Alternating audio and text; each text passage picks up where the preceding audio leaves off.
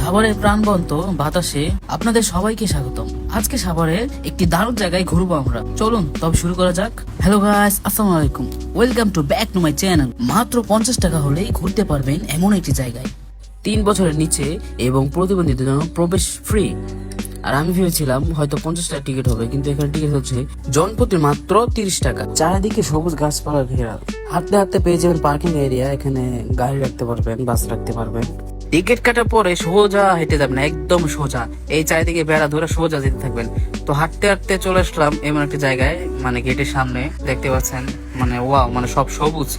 একটু সামনে গেলেই দেখতে পারি মোটরসাইকেল এরিয়া। এখানে মোটরসাইকেল রাখতে পারবেন মাত্র 20 টাকা করে। তো দেখতেই পাচ্ছেন, বের হওয়ার সময় দেখতে পারবেন নামাজের স্থান পুরুষ ও মহিলা। আপনাকে তো বলাই হয় না, এটা হচ্ছে সাভার মিনি চিড়িয়াখানা অনন্যালয়। পার্কে বসে আড্ডা দিতে পারবেন। আর রয়েছে এখানে হরিণ, মায়াবী হরিণ, সাম্বা এবং ভাল্লুক, সজারু এবং আরো বিভিন্ন প্রজাতির প্রাণী রয়েছে এখানে।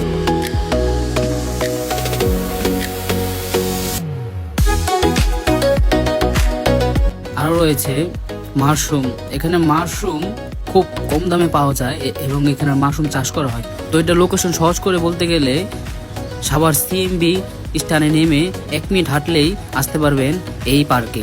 এই পার্কের নাম হচ্ছে অরণ্যালয় পার্ক।